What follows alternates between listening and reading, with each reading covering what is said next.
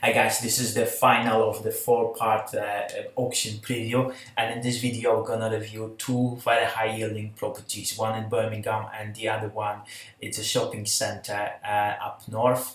And those two properties produce a lot of income, and they attract a lot of people normally in auction rooms. And let's review on the kind of things that you need to look out for when you're looking at high yielding properties. So one is very cheap, the other one is much more expensive, but both share very similar principles. So enjoy the video. Let's look another income play.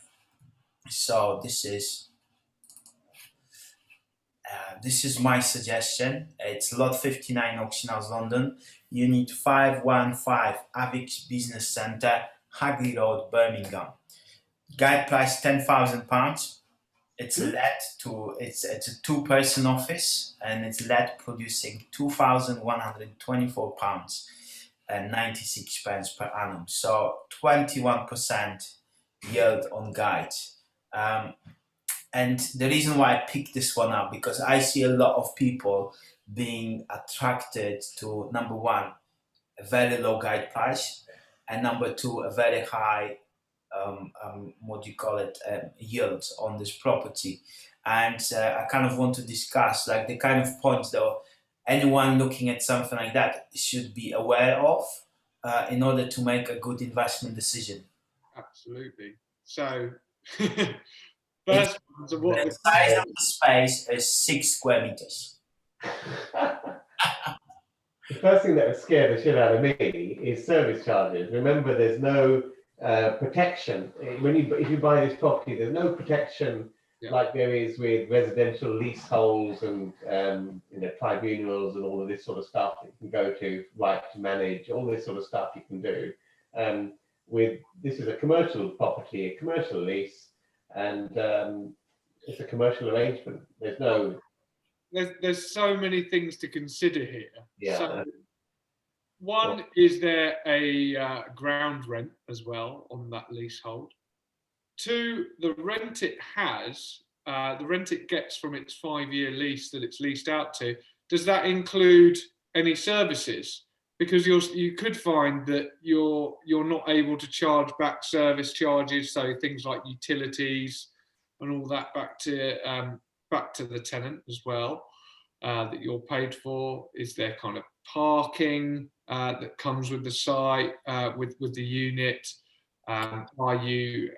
I just think there's so many kind of operational costs that can come in there to bite you in the bum. So a 20% yield might look on the face of it very, very nice, but actually after you take into consideration that service charges are 1,500 quid for the year, because they've had to upgrade some security cameras in reception, suddenly that's not nearly as juicy. And I think stuff like this. Visit the buyer for this then.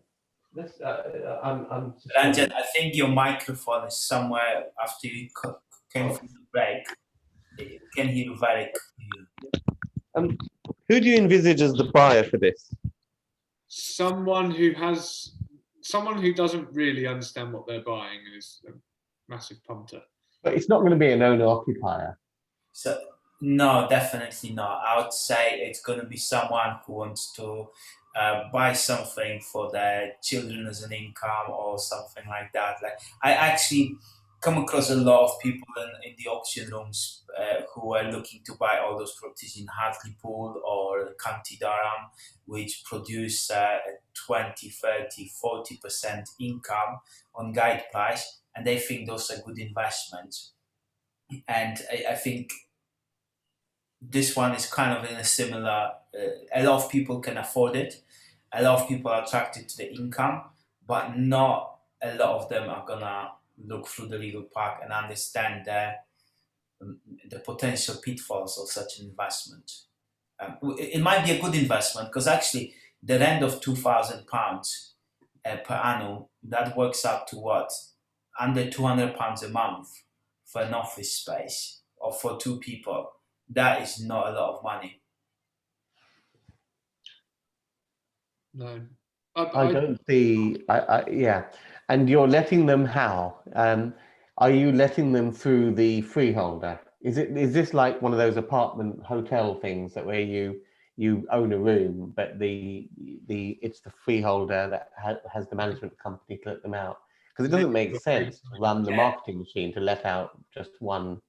Yeah, yeah, it no idea, to be honest. And the legal pack isn't complete yet. The only thing there is there is the leasehold title, but no lease, no nothing else available. So I think it requires a lot more in-depth research. But I just wanted us to look at it because I'm pretty sure To me, this reminds me of of the um, uh, the classic strategy of just getting some grazing land in the middle of nowhere, carving it up into nice building plots, labeling them up plot 1, plot 2, plot 3, and drawing a little road in between, and then selling them off at auction with no hope in hell of doing anything. And then people pick them up for 10 grand when the whole field was probably bought for 50. It seems like a different take on that. Yeah, I hear that. I mean, you saw on the title that this was purchased for like 49,850 or something like that. So the fact it's now in at 10, it's such a difficult thing. I owned a building on the Hagley Road, an office building, that was originally serviced offices, and it just didn't work as serviced offices. So I split it floor by floor and then let it out to local authorities and charities and things like that, and it worked like that. But I don't know if creating an individual lease on a segregated unit, it has added that much value to it. But saying that, it will be very interesting to see what it will sell for. It's very much an interest lot. You used to see things like this in Manchester. I can't remember the name of the Mesney Court or something like that, where it was student accommodation, where the student body had moved away from that and built a new block, and then individual investors were buying these, pods, these student pods. And when they first got to the market, they were selling for 40,000, 50,000 pounds, and now you can't sell them for 5, because you can't let it out for 12 months. It's only let for the period of the student's occupation. So they were being sold at a marketed rental value of X, but actually when you cut that across 9 months instead of 12, for instance, it just didn't stack. So this one would be very interesting. I'm somewhere between Rod and Piotr on this one. It's entirely possible that this will be purchased by someone who won't ask the right kind of questions. And I think we've probably asked some very sensible ones. Is there a ground rent? Is there a service charge? Is that on top of, or is it beside this kind of rent? Is it something that's being rented by the management company? I think that was a very good question from Ranjan there. It's a very interesting lot, and I think it will sell well. Yeah, and I think it'll sell well for the right reasons. Sorry, Piotr? I wonder what the quality of the legal pack is going to be on a lot like this. Well, that does help. Who's selling it? Probably, I don't know, there's someone who bought it for 48k, or someone who's a trader who bought it from them. I would say about 60-70% of auction properties are mostly. The only other opportunity I see in this is if they've done this for the whole building and someone owns, I don't know, 50% of them, and then they want to look at enfranchisement. That's the other option there, where you can see it. I'm not sure you can do that with these commercial properties. Well, then, yeah, just for a residential thing. You can, I think you can enfranchise if it's on a long lease, aren't you? Over commercial one. Not with commercial. Okay. That was just for residential, because you're deemed to have, basically you're deemed to have entered into a business contract. Yeah. So they're not really trying to give one business an advantage over another. Whereas the homeowner, their home is their castle kind of thing, is a lay person in comparison to this big bad freeholder. That's the logic of all of this. Mm-hmm. And depending on the commercial lease, you may or may not be able to have the right to extend. So it all depends on how it's been drafted. So the lease will be interesting. So there's 90 plus years left on it now, and it becomes a depreciating commercial asset year by year. It is a nightmare. It is nuts, quite frankly.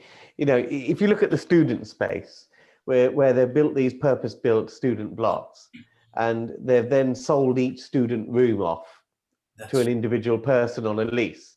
What's happened now is that in some areas, the student numbers have changed, or they've built other accommodation nearby, and then that whole building, this has happened in Luton. I've actually seen these buildings in Luton, and they're completely blighted because they're 50 plus owners of piddly little leases, and you can't do anything with the thing. So the building's boarded up. Yeah. If it's one owner, there are not so many moving parts, and you Yeah. can actually do something with it. Because Yeah. over 100 years, the needs of offices is going to change dramatically.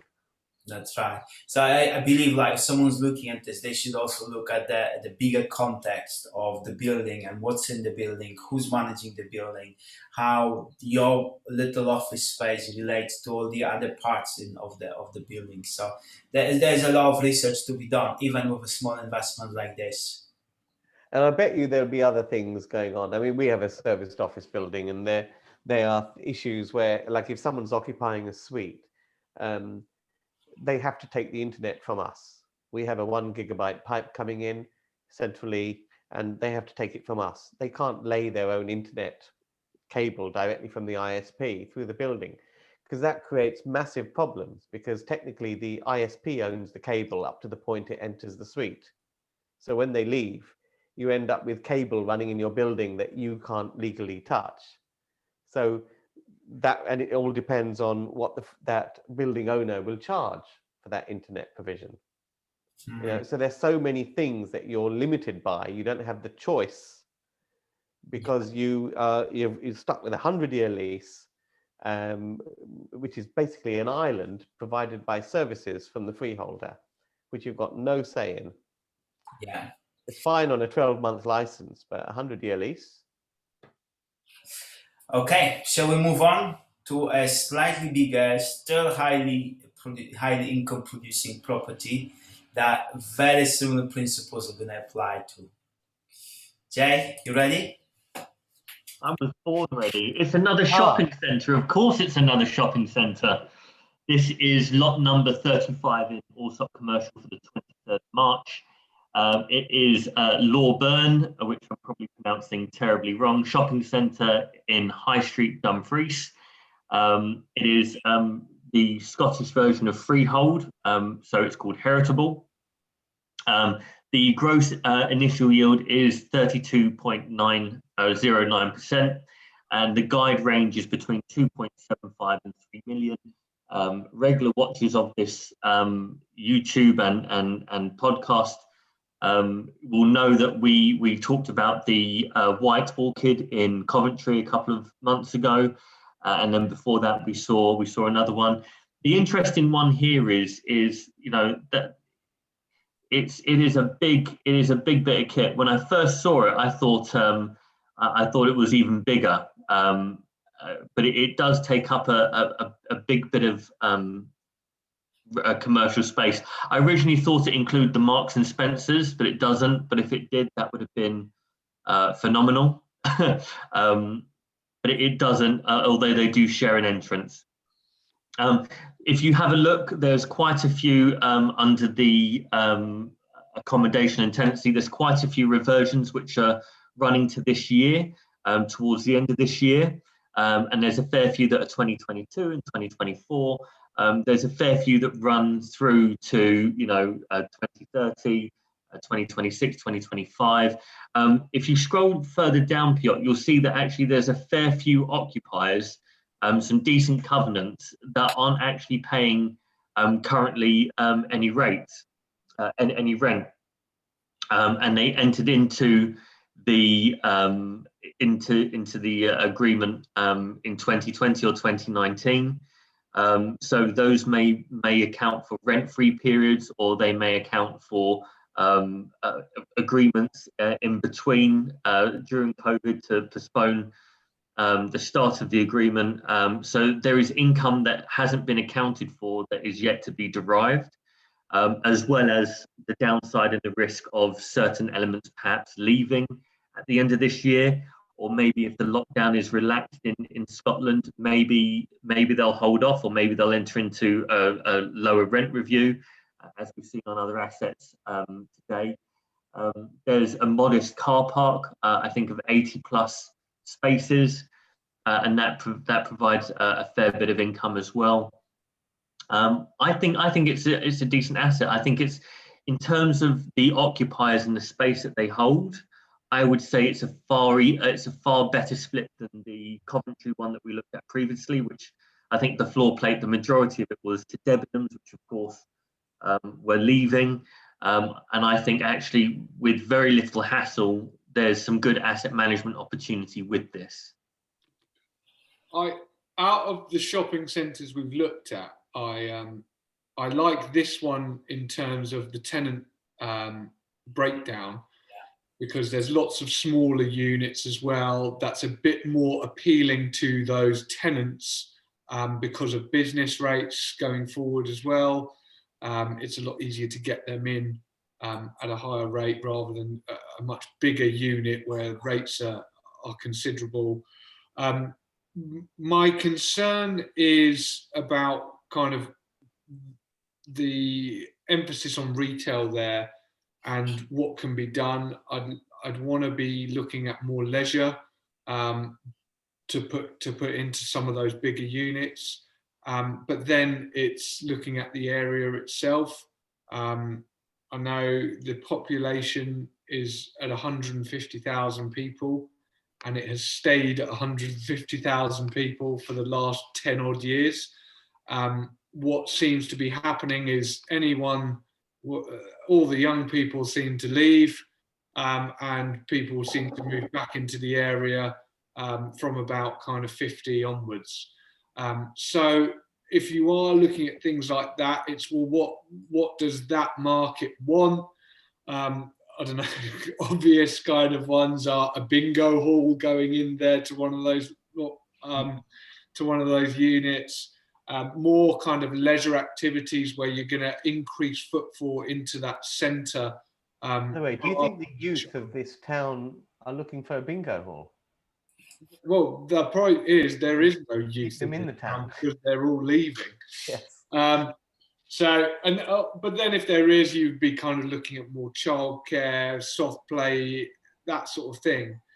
So my concern is more about the demographics, really, I suppose. But I do like the split.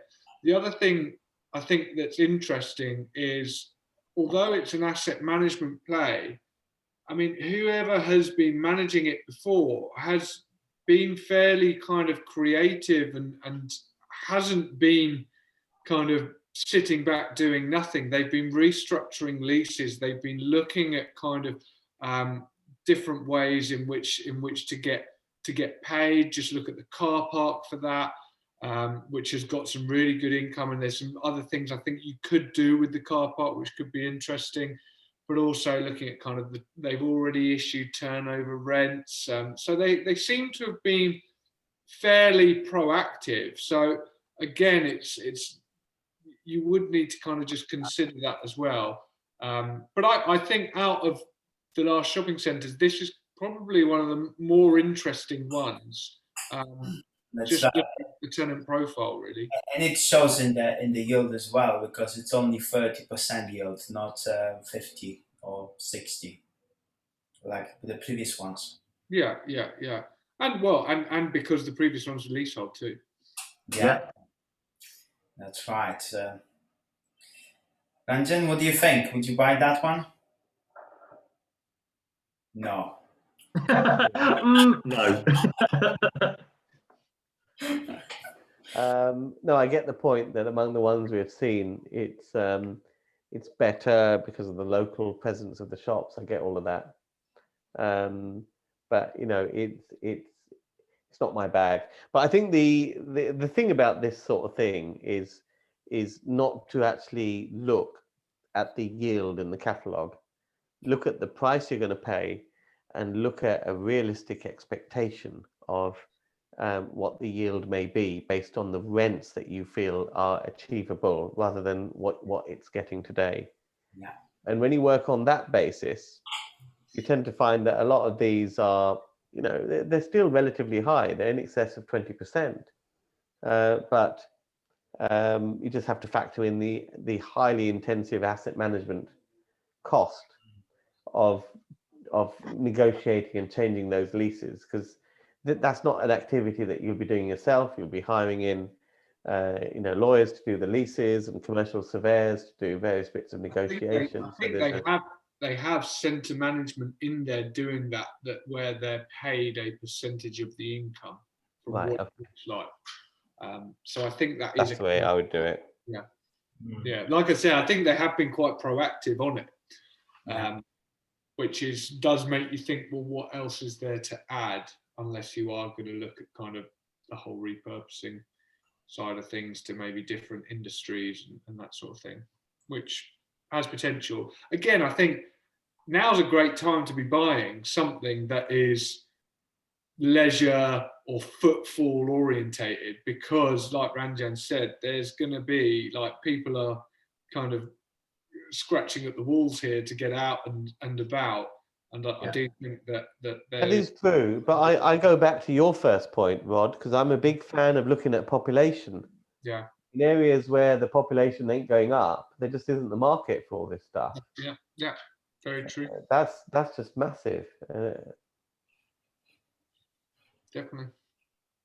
So, I mean, I know I bang on about London all the time. The population has gone down a little bit in COVID, but there's every sign that it's going to bounce back. But there's some areas, and I'm not going to offend people by naming the areas, because people start commenting. But there are some areas where population is decreasing, and that's irrespective of COVID, isn't it?